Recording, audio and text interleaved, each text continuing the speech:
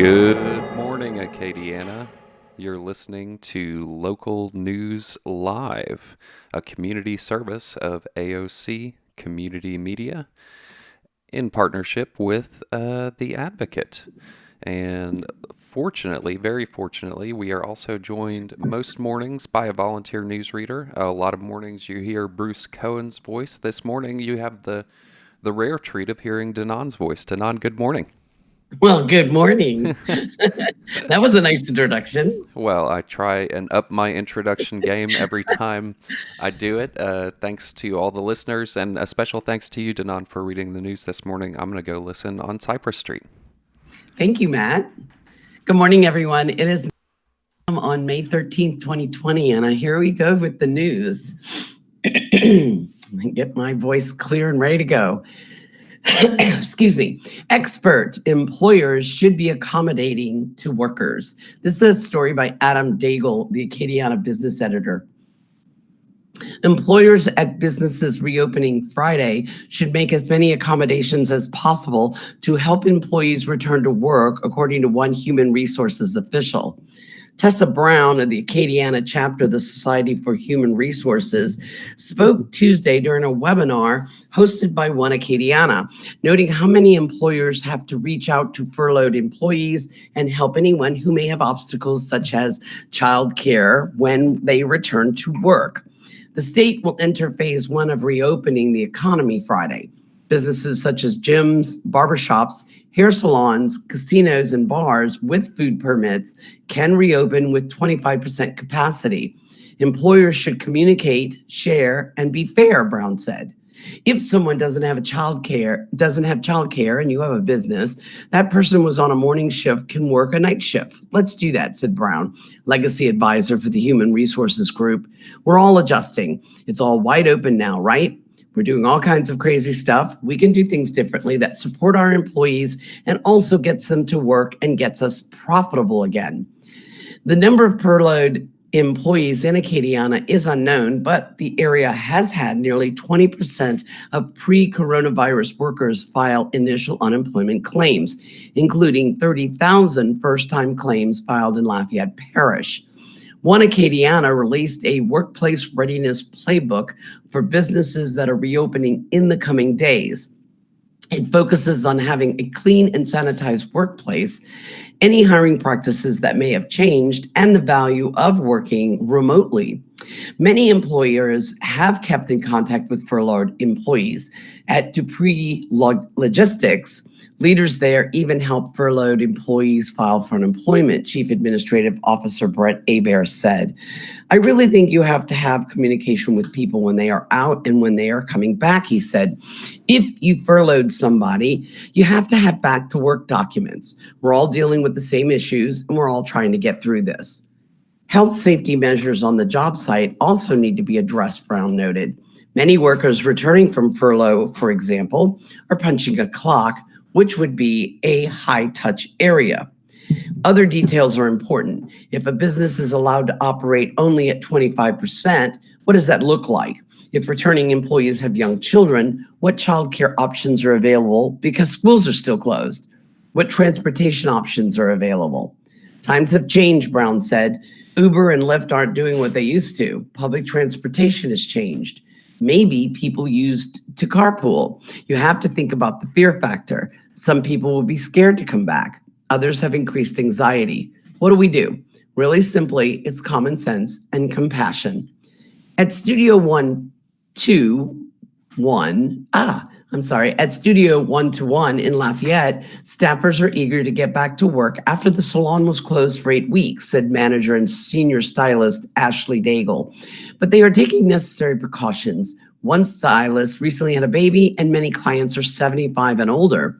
The salon's 8 stylists were able to file for unemployment, and they will work split shifts with only 4 working each day from 8 a.m. to 8 p.m. We've been preparing the last 8 weeks, disinfecting and sanitizing to make it as safe an environment as possible for people to come in and get their hair done, Daigle said. All of them volunteered to work at the salon as much as they could.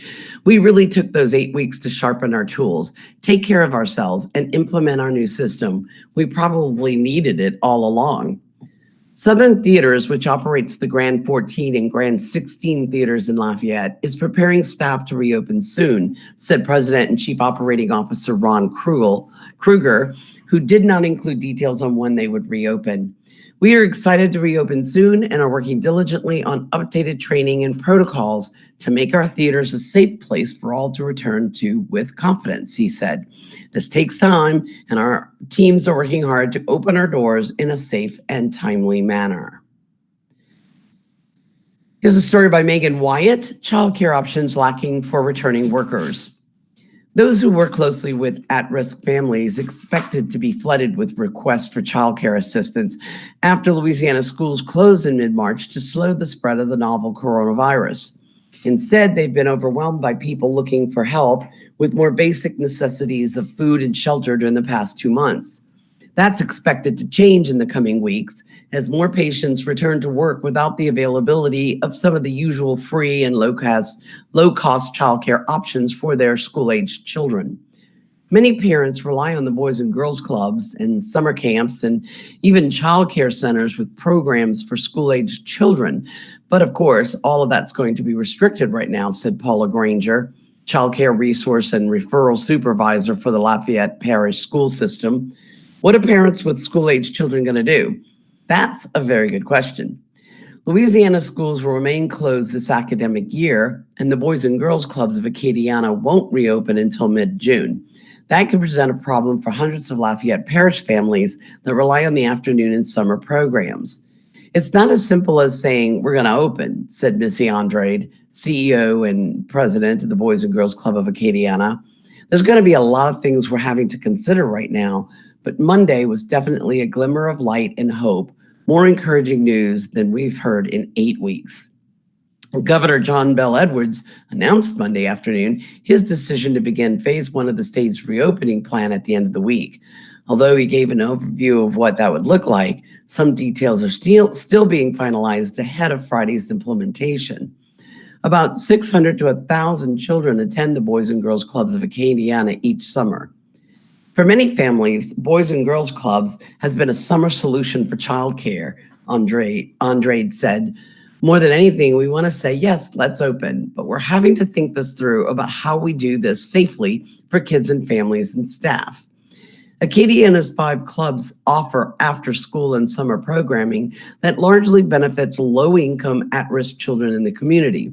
The clubs closed alongside schools in mid-March as COVID-19 cases increased in Louisiana. The Boys and Girls Clubs won't reopen during phase 1 of the state's reopening plan, which Edwards said will last until June 5. The governor's announcement gives us a better idea of a timeline, Andrade said. It doesn't give us specifics in how we're going to do it, but it gives us a better timeline. We're pretty positive we'll be able to reopen by mid-June, but I think all summer camps are kind of in the same boat right now, figuring out what is possible. Andrade's team has been discussing a reopening plan for all 5 clubs, which will include caps on enrollment and changes to everyday operations. Staff and volunteers will need to wear personal protective equipment, and there will be capacity limits in rooms of each facility, Andrade said. Although some child care providers closed during the shutdown, many others remained open with reduced operations. More are reopening each day as people return to work. Several have undergone training to help staff handle stressful situations as children return in larger numbers. We're focusing on helping caregivers recover with sound body and sound minds as they return to the centers, Granger said. We've done training on how caregivers can keep children safe in a crisis and what to say to children afterward. We want to make sure they're equipped with the training and knowledge they need. It's still unclear what state mandates might be implemented at childcare facilities going forward. Current orders limit each room in a childcare facility to 10 people, including instructors and staff, Granger said. More guidance for providers is expected to come before the first phase of the state's reopening plan this Friday.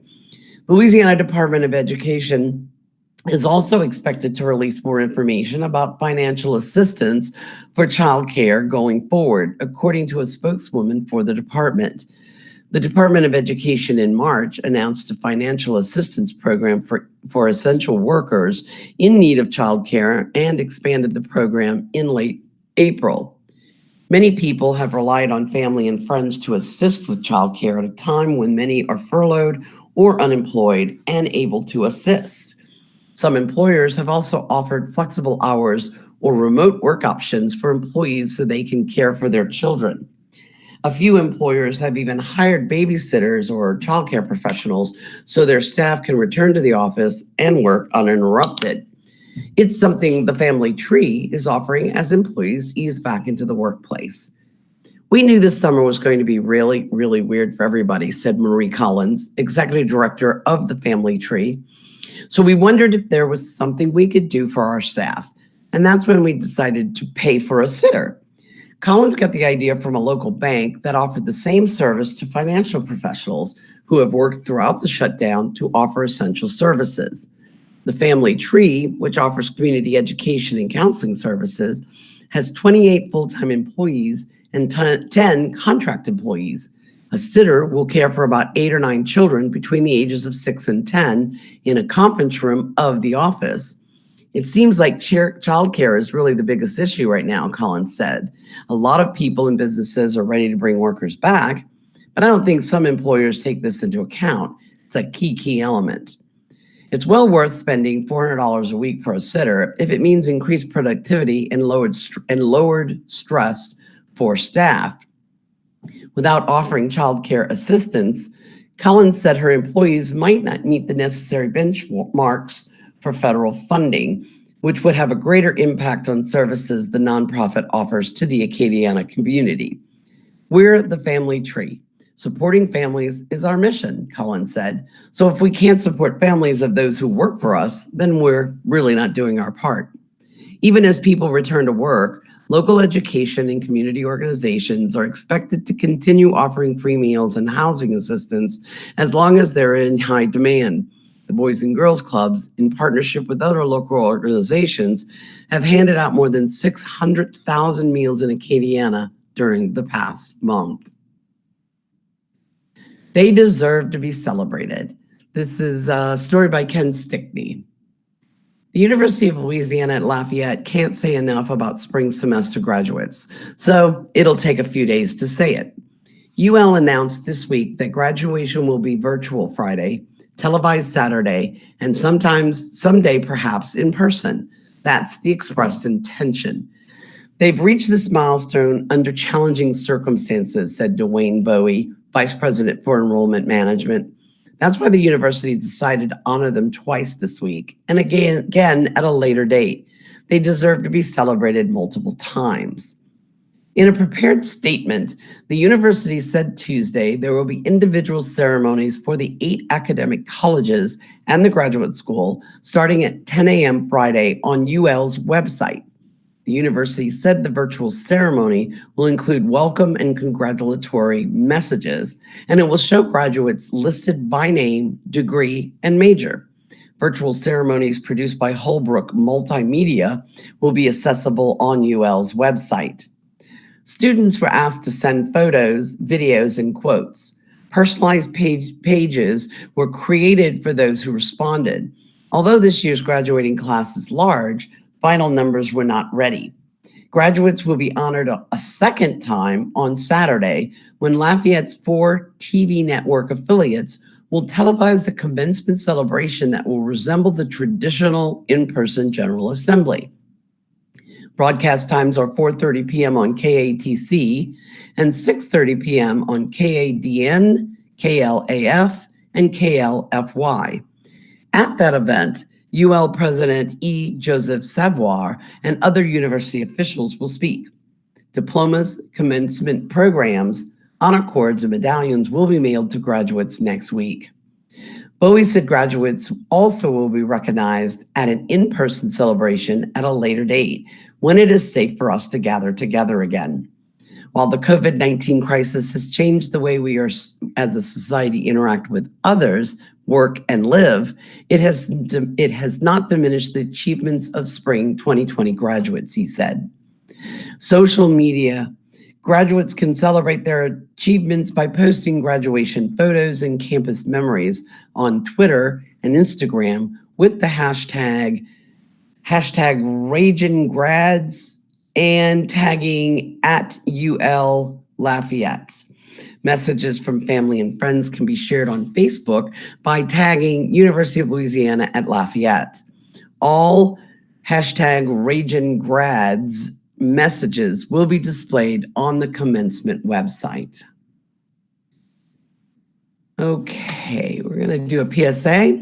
The United Way of Acadiana has teamed up with AOC and other local educational groups for Learn United, bridging the digital gap to provide educational resources for households that don't have internet but do have a television.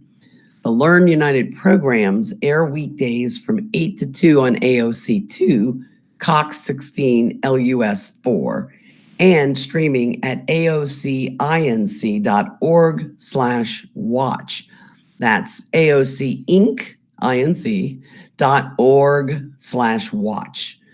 For the daily schedules and to submit content for the program, visit the United Way of Acadiana website. And that website is unitedwayofacadiana.org/learn-united. Sales tax collections down $1 million by Claire Taylor.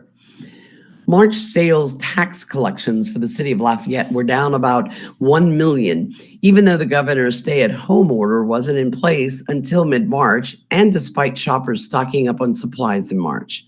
That kind of surprised me, Lori Toops, chief financial officer for Lafayette Consolidated Government, said Tuesday. I didn't think we would see a decline in sales taxes until the following month. The parish, meanwhile, was the beneficiary of one-time sales tax adjustments, such as rebates, she said, wrapping up March with a sales tax increase as a result of the revenue injection. In mid-March, Governor John Bell Edwards signed executive orders closing most businesses and requiring residents to stay home except for necessities such as food in an effort to slow the spread of the coronavirus and not overwhelm hospitals. The move was successful enough that he is lifting the order with some restrictions effective Friday. The loss of sales tax revenue for 2 months, combined with the record unemployment from the coronavirus closures and layoffs in the oil field, leave local governments hustling to address budget shortfalls for the current fiscal year and probably into the next. The City and Parish Council's Budget Liaison Committee meets Wednesday to discuss how the two councils will handle budget hearings starting this summer. The 2020-2021 budget, which will take effect November 1st, will be the first prepared by Lafayette Parish Mayor President Josh Guillory and considered by separate city and parish councils, all of whom took office in January. Tubes said she'll probably need to act soon to address the current budget because of the economic crisis presented by the coronavirus pandemic. State law requires Tubes, as soon as she is aware revenue is down 5%, to report it to the state. The $1 million revenue drop for March is a 15% for 1 month, not the entire year, she said. LCG received sales tax revenue for half a year, and Tubes said she is working with a model. Oops, I lost my place. I'm sorry. I am so sorry. I think I will. She's working with a model to anticipate the full impact of the shortfall. I apologize. Meanwhile, Tubes said she'll probably make preliminary notice of the shortfalls to the council soon. As for the 2020-2021 budget, city and parish council members will face difficult decisions. Guillory recently said with revenue shortfalls anticipated in the millions, everything in the city and parish budgets is on the table. Elaborating, Guillory said he'll prepare a zero-based budget to present to the councils. That will mean, he said, funding essential government services such as police and fire protection, drainage and roads first, and cutting or eliminating services deemed non-essential. New rules are clarified for Holy Communion by Ken Stickney. The Most Reverend Douglas DeChattel, Bishop of Lafayette, clarified Tuesday how Catholics may receive the sacrament of Holy Communion. Meeting with the diocesan task force on the coronavirus. The bishop said his instructions for reopening the diocese's 120 churches for masses included this: Holy Communion on the tongue is discontinued until health conditions improve. But the bishop said Tuesday on the diocese Facebook page that he issued the instruction out of an abundance of caution for the health and safety of the diocese Catholics. That instruction, he said, was out of step with the U.S. Conference of Catholic Bishops' declaration that every Catholic has a right to receive Holy Communion in the most reverent way they deem, in the hand or on the tongue. In clarifying his instructions to the diocese priest, he said, they cannot deny Catholics in good standing with the church from receiving communion on the tongue, but added, I appeal to your good judgment and common sense as we begin the process of opening our liturgies and serving the spiritual needs of our people. The conference's instructions say those who receive communion may receive either in the hand or on the tongue, and the decision should be that of an individual receiving, not the person distributing communion. The diocese opened up masses on church grounds 2 weeks ago, but said they must meet social distancing guidelines. In response to Governor John Bel Edwards' decision Monday for the state to enter phase 1 of reopening the state after imposing strict guidelines to offset the pandemic, the bishop has said churches may reopen to mass this weekend. Social distancing guidelines will be enforced. School leaders hope for standstill budget by Will Sentil.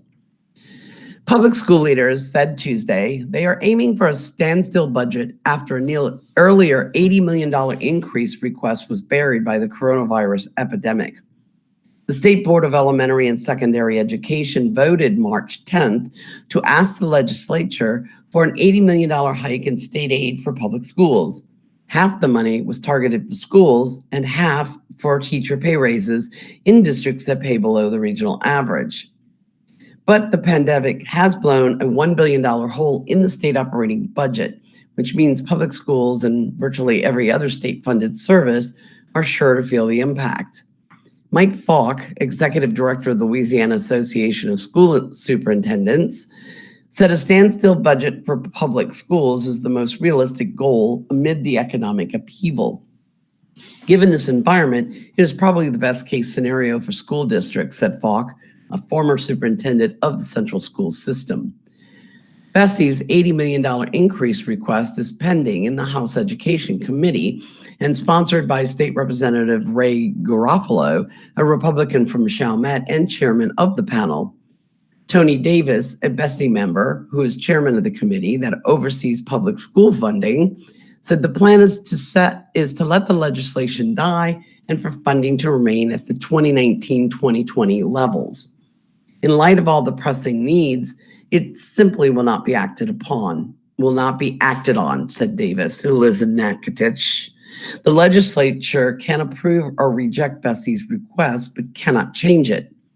No action by the legislature would mean the current budget, $3.85 billion, would remain in place for the 2020-2021 school year to help finance textbooks, retirement, health insurance, and other basic school expenses.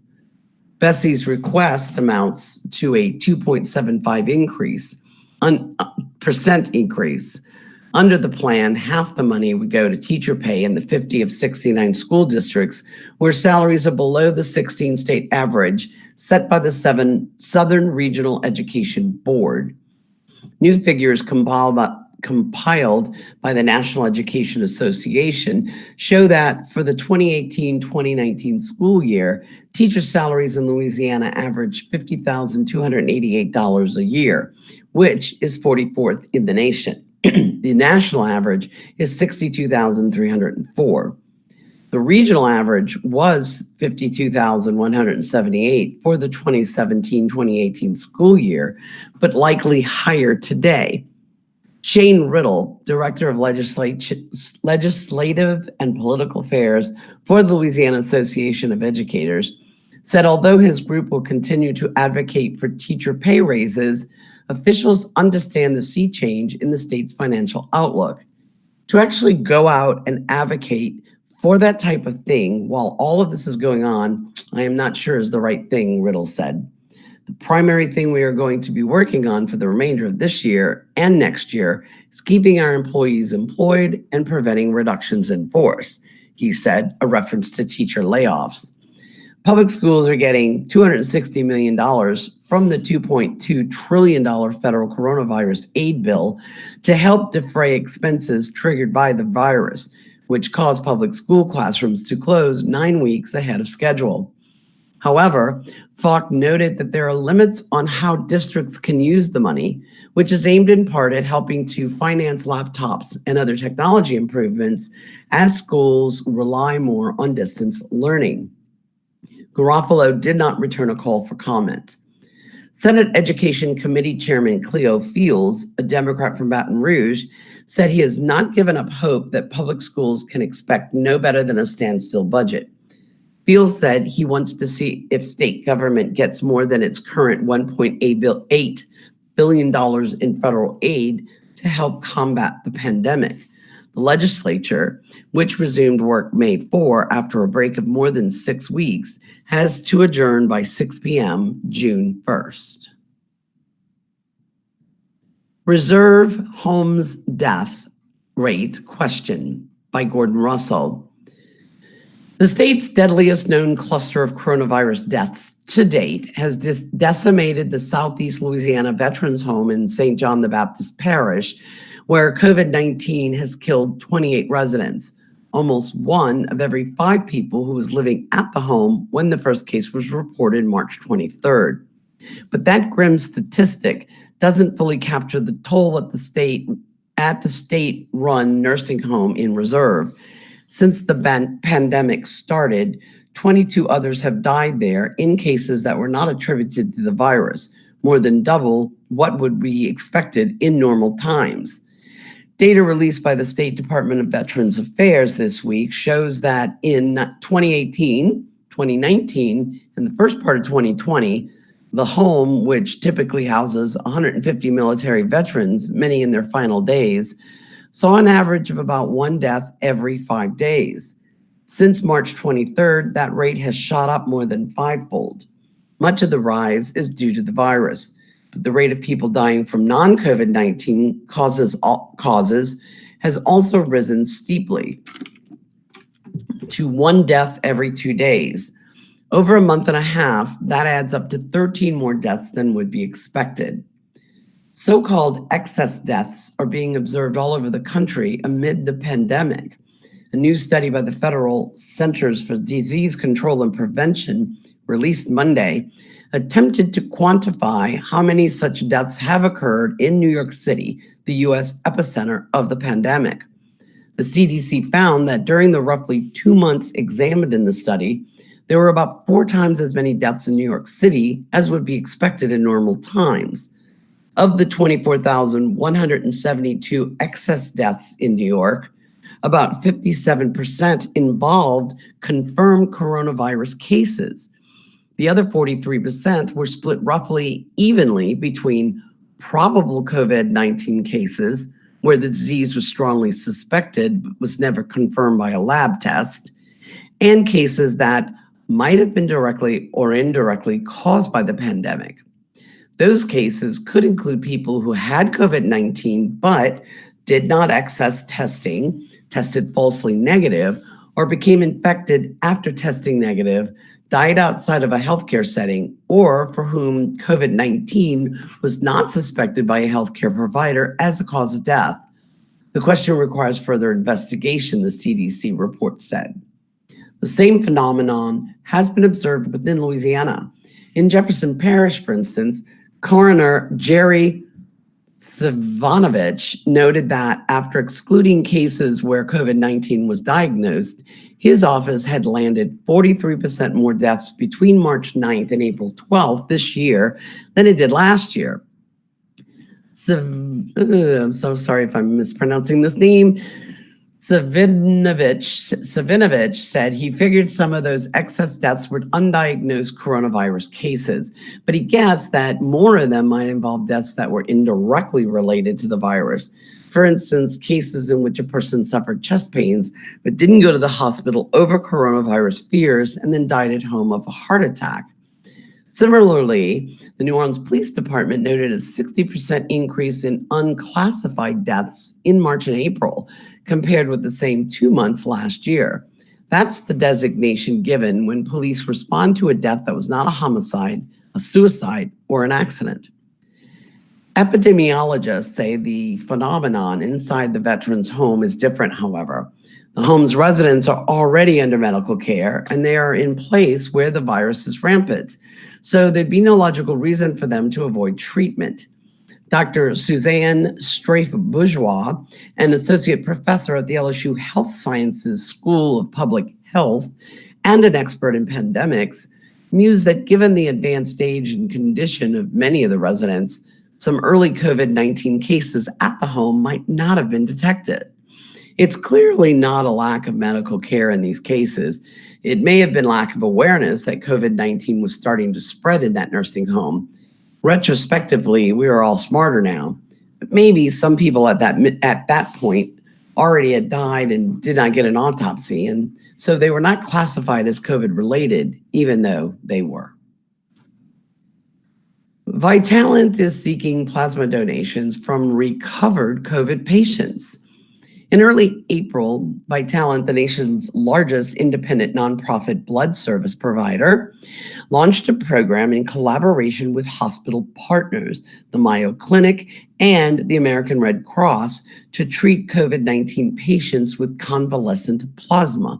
The Food and Drug Administration has identified and approved convalescent plasma treatment as an emergency investigational new drug. It is currently the only antibody treatment available to COVID-19 patients, and as such is a promising new treatment option. Currently, there are no vaccines or proven treatments for COVID-19 because the virus is so new. Although trials for a vaccine are underway, it is expected to be many months before one is approved. Donating convalescent plasma holds the additional promise of helping a critically ill COVID-19 patient turn the corner, said Cliff Newmark, Vitalant's chief of marketing. This procedure complements what is needed every day. Blood donations help patients for a variety of reasons, from surviving trauma to undergoing chemotherapy to receiving an organ transplant. Vitalant is seeking convalescent plasma donors to help patients. Eligibility criteria are prior diagnosis of COVID-19, documented by a laboratory test or a positive serological test for the SARS-CoV-2 antibodies taken after recovery, complete resolution of symptoms for at least 14 days, and it needs to meet all other current FDA donor eligibility requirements to donate plasma. Even with these requirements, there may be additional tests or other criteria required. In some instances, those who have recovered from COVID-19 may be able to donate even if they did not have an initial laboratory test. Those who meet the above criteria and want to donate plasma are encouraged to apply through the Vitalant website. And that website is vitalant.org/COVID-free. That would be VITALANT.org/COVID-free. For more information, please call 866-287-5762. Sweeping Tort Reform Measure Advances by Mark Ballard and Tyler Bridges.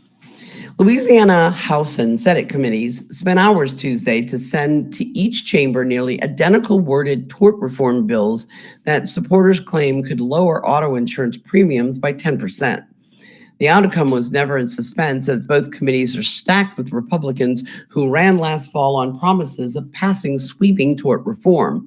And lobbying associations for various business communities have been pushing the legislation hard.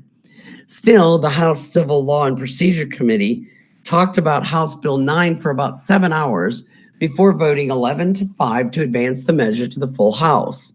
Over on the Senate side, the Judiciary A Committee debated for about 5 hours before voting 4-3 to send Senate Bill 418 to the full Senate. Insurance Commissioner Jim Donnellan, who has pushed the legislation before 3 previous legislatures, says if passed without changes, the savings for consumers could be up to 25% in a few years for Louisiana's 3 million or so drivers. Supporters say the way Louisiana courts handle cases seeking recompense for injuries in car wrecks differs from the rest of the country and is the cause for the state having the highest average rates.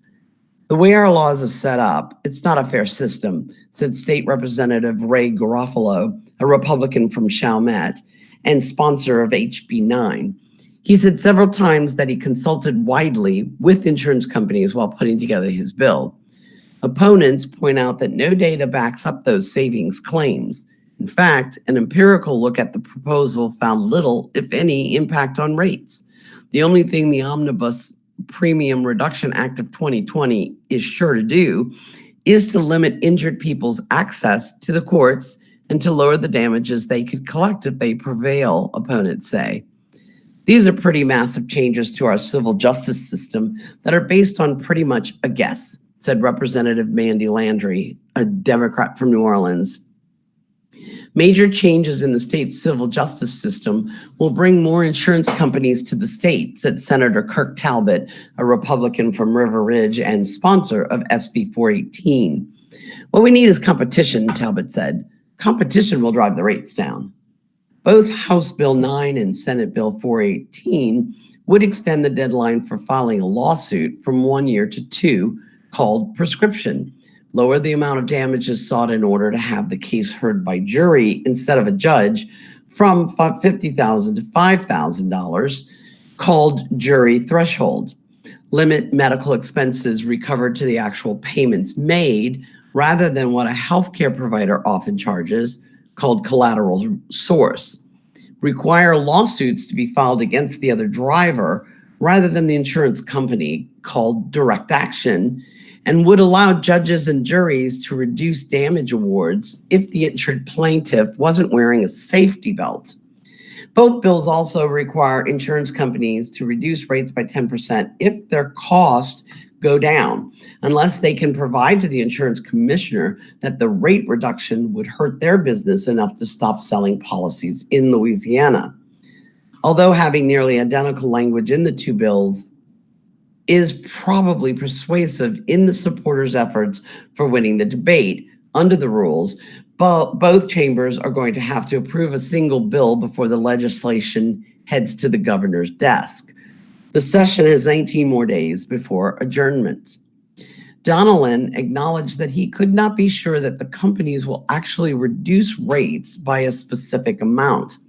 Landry pointed to language in the bill that says insurance companies can ask the insurance commissioner to not lower rates by 10%. Donnellan said he would insist on the 10% reduction unless doing so threatened an insurance company's insolvency. Donnellan ran from the east side of the Capitol, where he appeared before the House panel, to the west side to give essentially the same testimony before the Senate committee. State Senator Cleo Fields, a Democrat from Baton Rouge, pointed out that the legislature, since the 1980s, has passed a couple of sweeping tort reform bills into law on the promise of lower insurance rates. At the end of the day, we still have the highest insurance rates, Fields said. Donnellan said the most important section in the multi-part legislation would lower the amount of damages sought in order to have the case heard by jury instead of a judge from $50,000 to $5,000.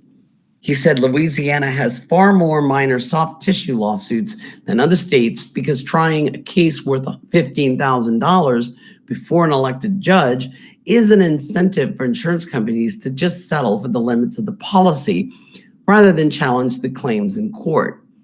That's what feeds the TV lawyers, Donnellan said. Our claims to litigation ratio are the nation's highest, and that's the reason for high rates.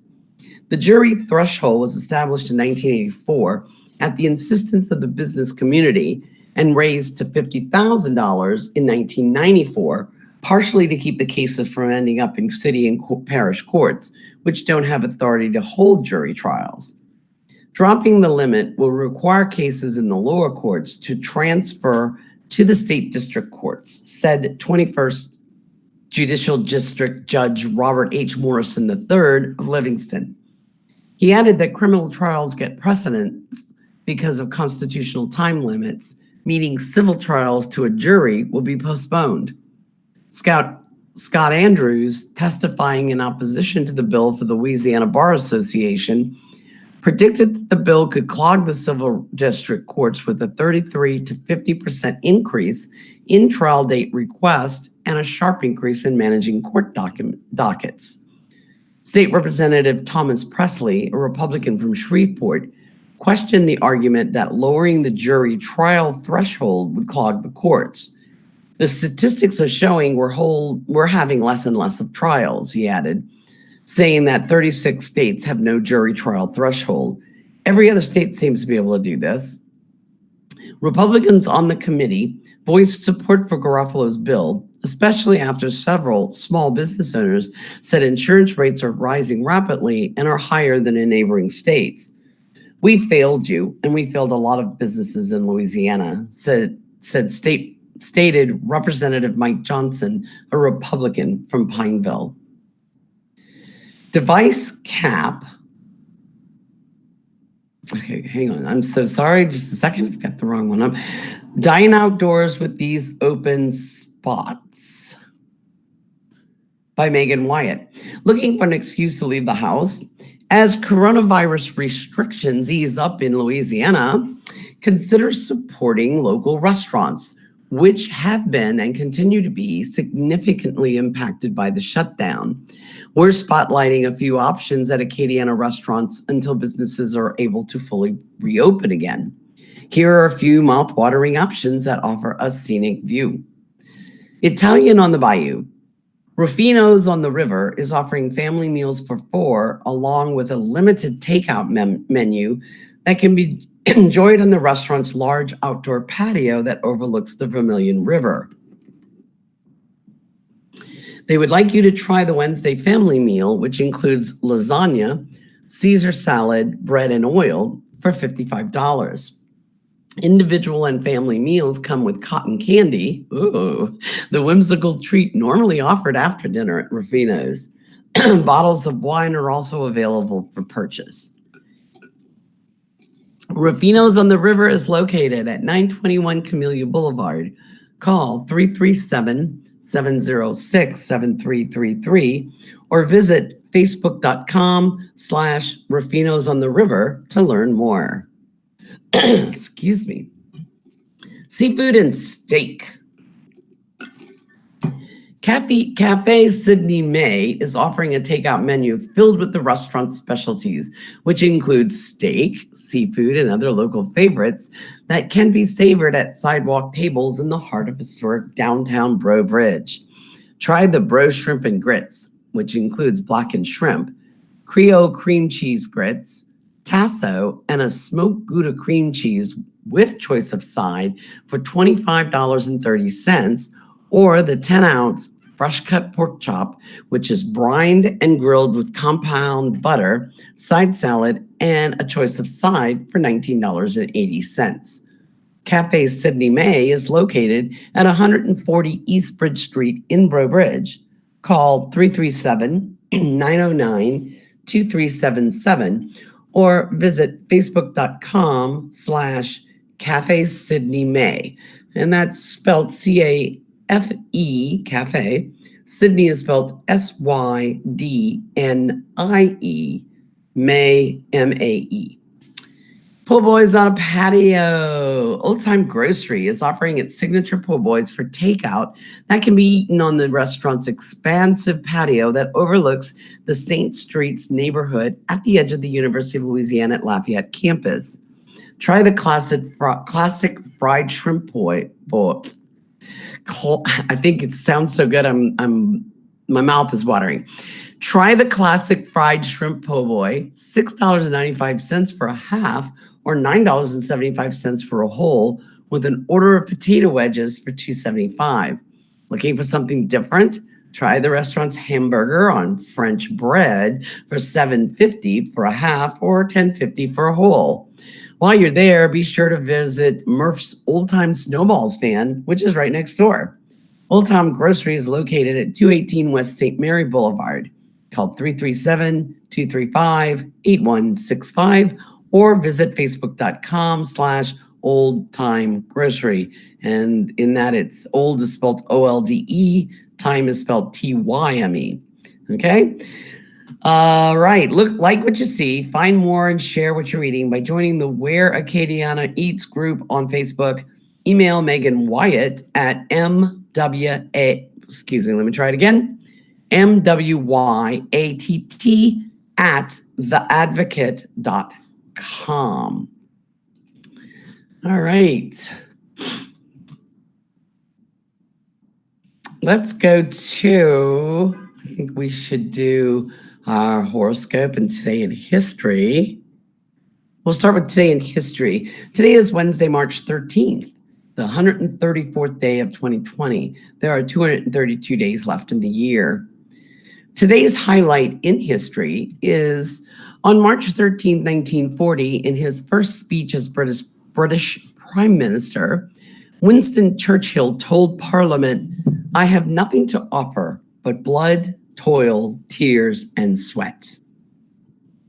On this date, in 1568, forces loyal to Mary, Queen of Scots, were defeated by troops under her half-brother and regent of Scotland, the Earl of Moray, in the Battle of Langside, thwarting Mary's attempt to regain power almost a year after she was forced to abdicate. In 1607, English colonists arrived by ship at the site of what became the Jamestown settlement in Virginia. The colonists went ashore the next day. In 1917, 3 shepherd children reported seeing a vision of the Virgin Mary near Fatima, Portugal. It was the first of 6 such apparitions that the children claimed to have witnessed. In 1918, the first U.S. airmail stamp, costing 24 cents and featuring a picture of a Curtiss JN-4 biplane, was publicly issued. On some of the stamps, the Jenny was printed upside down, making them collector's items.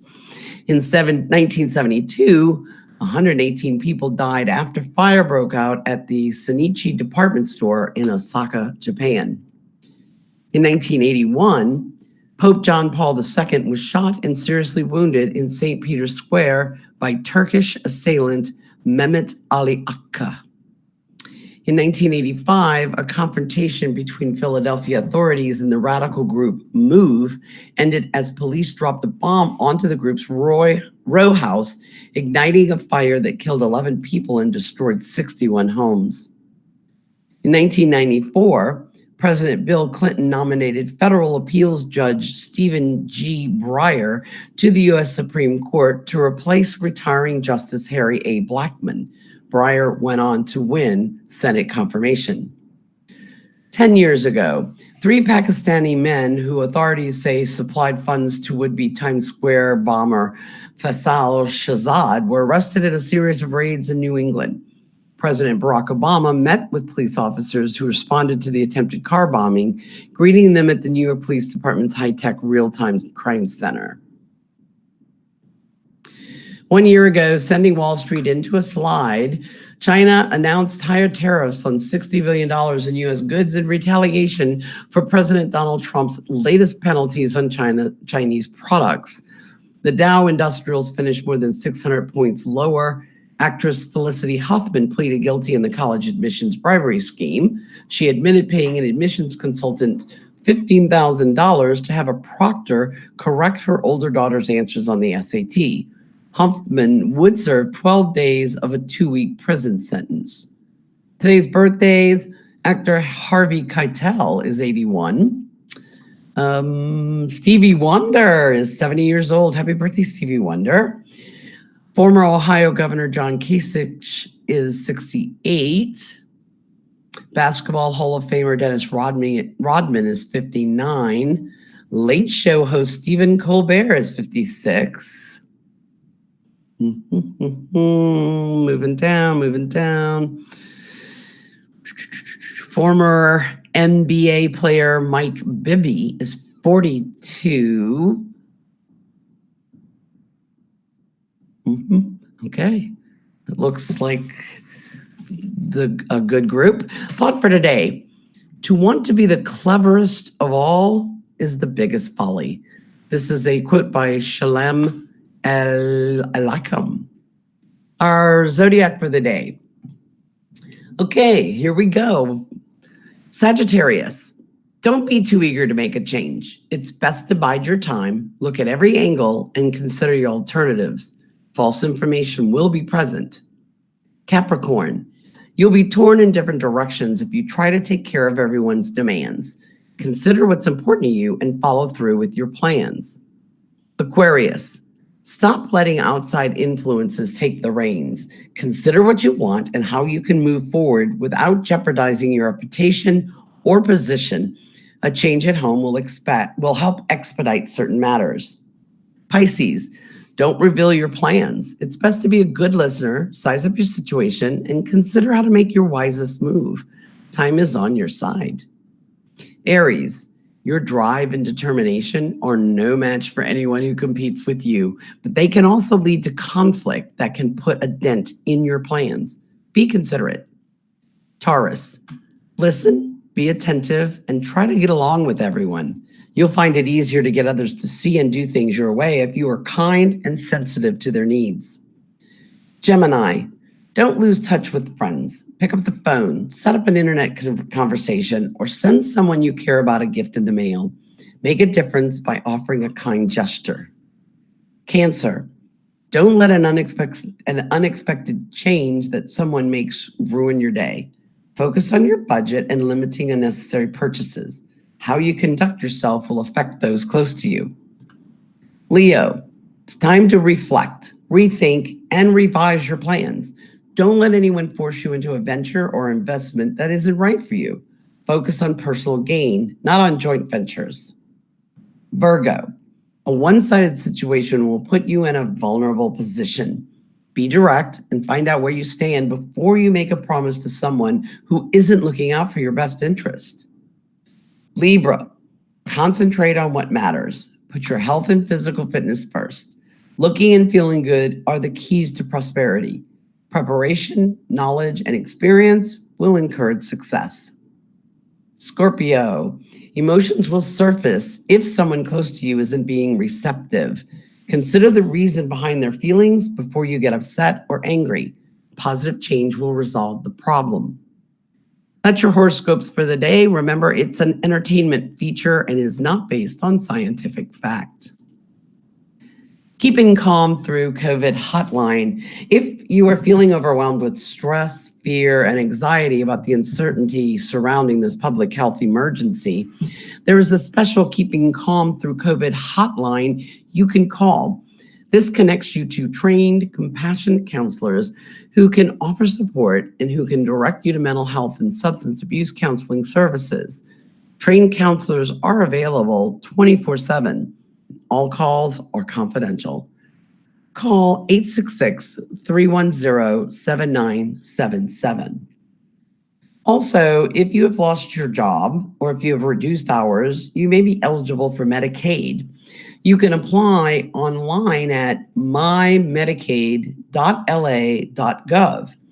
You can also apply by phone by calling 1-888-342-6207 or by mail by sending information to Louisiana Medicaid, Post Office Box 91283, Baton Rouge, Louisiana 70821. Local Medicaid offices are currently closed to the public. So if you need additional assistance, you can call 888-342-6207. All right, we are winding down.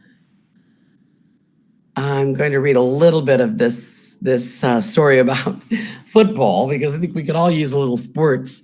I only have a few more minutes, but This is a story by Kevin Foote. It says UL football coach Billy Napier did a 10-minute interview with longtime national radio host Jim Rome late Tuesday morning. Some of what the discussion may be older impressions for Acadiana area Raging Cajun fans that follow the program, but there were several new areas addressed as well. When speaking on the immediate future of college football, Napier revealed that he had a teleconference earlier Tuesday with Sunbelt football coaches and Commissioner Keith Gill. That group heard from an oversight committee and different people across the country regarding the time needed to get a team ready for competition.